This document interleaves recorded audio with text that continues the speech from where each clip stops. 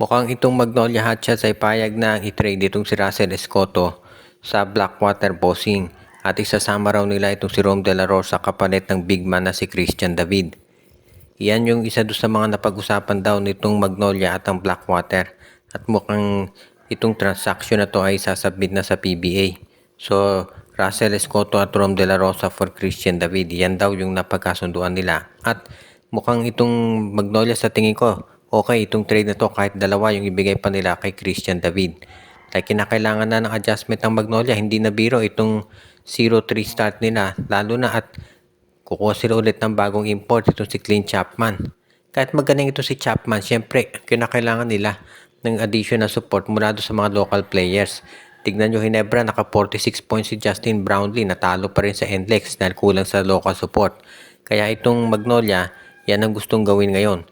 Kukuha sila ng Christian David para additional support kay Chapman at doon sa iba pa nilang mga local players. At yan ngayon, itong si Coach L.A. Tenorio ang pinaplansya nila. Itong negotiations na to baka matapos kaagad-agad, no? Para masiguro nila na hindi na sila magkakaroon ng problema pa pagdating sa scoring support na kinakailangan. At natitiyak natin na itong si Coach L.A. Tenorio naman, hindi biro yung mga plano na gagawin yan para siguraduhin na ang Magnolia ay makakapasok pa rin, hindi lang sa playoffs, kung hindi at the very least sa semifinals.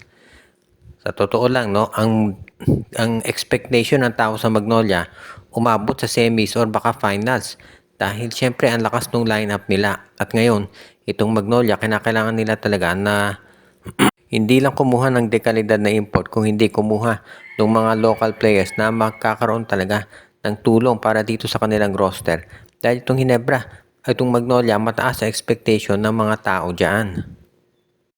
Itong Meralco Bolts, medyo disappointing yung nangyari sa kanila nung natalo dito sa NLEX Road Warrior sa Reino Sianilasto Painters na naglaro ng walang import. At marami nga nagsasabi na hindi lang daw yung import ng Meralco ang problema, kung hindi yung ibang local players dito na hindi maganda ang pinakita. Napansin din natin, no, hindi masyadong ginamit itong sila Bong Quinto, Raymond Almasan at Brandon Bates. So masyadong nag-rely doon sa starters si Nenad Vucinic at Luigi Trillo. Kaya nga ngayon, mukhang kinakailangan daw gawin itong Meralco Bolts sa hindi lang palitan yung import, kung hindi baka gumawa ng trade para mapalakas yung kanilang local lineup. Dahil marami ngayon mga naniniwala na itong Meralco dapat mas malayo ang mararating sa PBA Commissioner's Cup dahil solid naman yung kanilang coaching staff. So baka nga kinakailangan nilang gumawa ng mga trades para mapalitan yung ibang players na hindi naman nagagamit. Kasi kung hindi rin naman nila ginagamit itong sila Almasan, sila Brandon Bates at itong si Bong Quinto, mas mabuti pa na i-trade nila yan para sa ibang players na sa tingin ni Coach Luigi Trillo ay talagang mas magiging okay doon sa kanyang rotation. At iyan ngayon yung nakita natin na talagang balak gawin itong Meralco. Of course, pagdating doon sa mga trades, nandiyan naman itong Titan Ultra na isa pang team na nag-i-struggle kahit tinalo nila ang San Miguel. So, huwag tayong magulat kung Bong Quinto for Joshua Monson ang isa doon sa makita nating mga trades na mangyari dito.